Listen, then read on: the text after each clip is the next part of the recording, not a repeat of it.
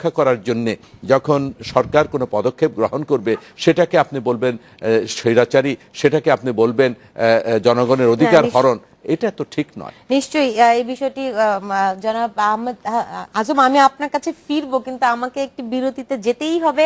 নিচ্ছি একটা ছোট্ট বিরতি, সঙ্গেই থাকুন।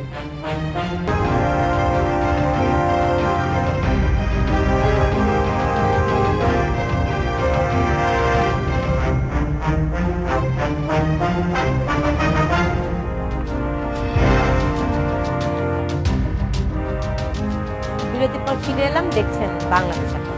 জনাব আহমেদ আজম খান, আমি কথা দিয়েছিলাম আপনার কাছেই ফিরবো। আপনার কাছে একদম প্রশ্ন, আপনি কিন্তু প্রশ্নের বাইরে উত্তর দিয়েন না। সেটি হচ্ছে যে গতকাল বিএনপির আইনজীবীরা, বিএনপি সমর্থিত আইনজীবীরা আদালতে খুব হট্টগোল করেছেন এবং তারা খুব আপনি বলেন তুমুল শব্দে এবং খুব গালাগালি করেছেন, এরকম অভিযোগ আমরা পেয়েছি। এটা কি আদালতের পরিবেশ ঠিক থাকে? দেখুন, আমাকে একটু সময় দিতেই হবে। জনাব ইকবাল সুবহান চৌধুরী অনেকগুলো কথা বলেছেন। উনি বলেছেন যে ৫ জানুয়ারির নির্বাচনে না গিয়ে বিএনপি ভুল করেছে। বিএনপি কখনো বলেনি ভুল করেছে। বিএনপি এখনো বলছে এটা অত্যন্ত সঠিক হয়েছে। ওই ধরনের প্রহসনমূলক নির্বাচনে যাওয়া না গিয়ে বিএনপি সঠিক কাজ করেছে। আর এই যে ঢাকায় সমাবেশ করতে দেওয়া হয় না, উনি বলেন যে প্রস্তুতি নেই। কার প্রস্তুতি নেই? কোনোভাবেই ঢাকা একটা মিছিলও করতে দেওয়া হয় না। এটা মানে উনি বলছেন যে আমরা উন্নয়ন করছি। গণতন্ত্র ছাড়া উন্নয়ন হয় না, গণতন্ত্র ছাড়া লুটপাট এবং দুঃশাসন হয়। যেমন পদ্মা সেতুর প্রাথমিক বাজেট ছিল ৭,০০০, এখন সেই পদ্মা সেতুর ২৭,০০০ কোটি টাকা দিয়ে করা হচ্ছে। এখানে কত দুর্নীতি হবে এটা কেউ বলতে পারে না।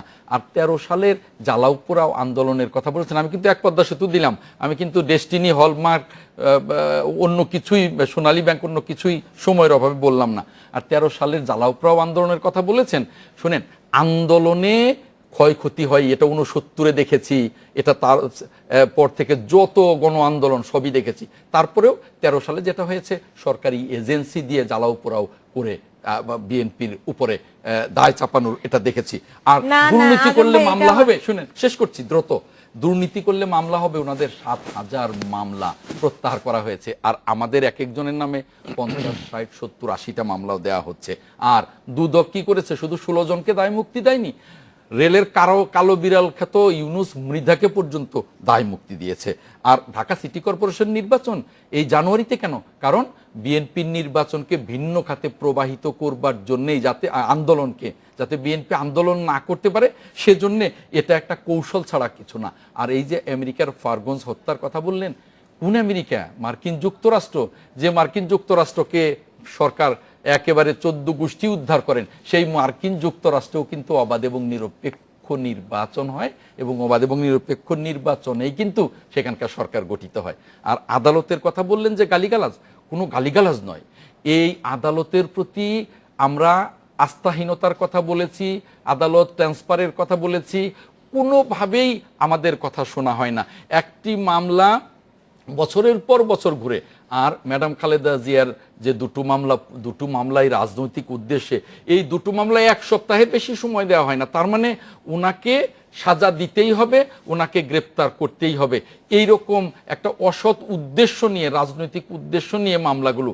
যে কারণে আমরা বারবার বলছি যে এই মামলাগুলোতে ম্যাডাম খালেদা জিয়া ন্যায় বিচার পাবেন না। সেখানে এই কথাই বলা হয়েছে, কোনো গালিগালাজের প্রশ্ন, সেখানে আইনজীবীরা ছিলেন, গালিগালাজ হবে কেন? গালিগালাজের প্রশ্নই ওঠে না। কাজেই আমরা বলতে চাই যে এইভাবে বাংলাদেশের সবচেয়ে জনপ্রিয় নেত্রীকে জোর করে এই ক্যাঙ্গারু কোর্টের মতো বসিয়ে সাজা দিয়ে নির্বাচনে অযোগ্য করবার ষড়যন্ত্র, এটা জনগণ মেনে নেবে না।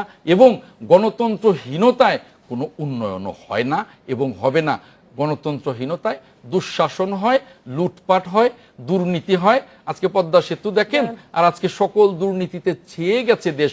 পত্রিকা খুললেই দেখি, আজকেও দেখেন যে আওয়ামী লীগ আর যুবলীগ মারামারি করে একজন মারা গেছে, গতকালকের নিউজ। কেন? শুধুমাত্র টেন্ডার ভাগাভাগি নিয়ে। এগুলো নিয়মিত চলছে। কাজেই আমি আর কোনো কথা বলতে চাই না, কারণ উনি বলেছেন আপনার সময় আছে মাত্র বোধহয় 50 সেকেন্ডসের মতো। না না না, আমি আর বলতে চাই না। মিথ্যাচারের উত্তর মিথ্যা না।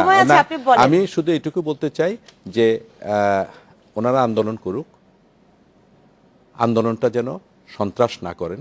13 2013 সালের অভিজ্ঞতা, তিক্ত অভিজ্ঞতা এই দেশের মানুষ ভোলেননি, সেটা করুন। আর অপেক্ষা করুন দেশের মানুষ কার পক্ষে যায়।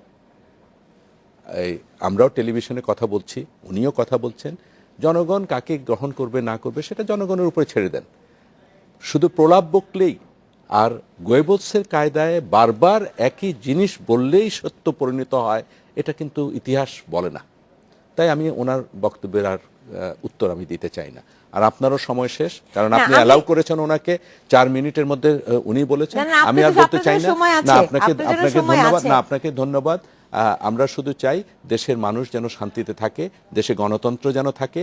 আর গণতন্ত্রের কথা বলেছেন যে বুটের তলায় দেশের জাতির পিতাকে হত্যা করে, ক্ষমতা দখল করে, সংবিধানকে লঙ্ঘন করে ক্ষমতা দখল করে কি গণতন্ত্র প্রতিষ্ঠা হয়েছিল সেটা এদেশের ইতিহাস সবাই জানে। তাই এই আলোচনা আমরা আর করে লাভ নেই, কারণ এই আলোচনা তিক্ততাই সৃষ্টি করে। আমরা তিক্ততা চাই না, আমরা চাই দেশের মানুষ শান্তিতে থাকুক। আজকে উন্নয়ন হচ্ছে কি হচ্ছে না এদেশের মানুষ বলবে, এদেশের অর্থনৈতিকের যে ব্যারোমিটার সেটা বলবে, বিদেশি যারা এই দেশের গণতন্ত্র এদেশের উন্নয়নকে লক্ষ্য করছে তারা বলবে। ওনার উত্তর আমার দেওয়ার কোনো প্রয়োজন নাই। আমি শুধু দুটি কথা বলি, আমার আর কোনো সময় নেই। আপনাদের দুজনকে অনেক ধন্যবাদ আজকে স্টুডিওতে আসার জন্য। দর্শক আপনাদেরকে অনেক ধন্যবাদ এতক্ষণ আমাদের সঙ্গে থাকার জন্য। আপনারা সবাই ভালো থাকুন, সুস্থ থাকুন এবং অবশ্যই নিরাপদে থাকুন।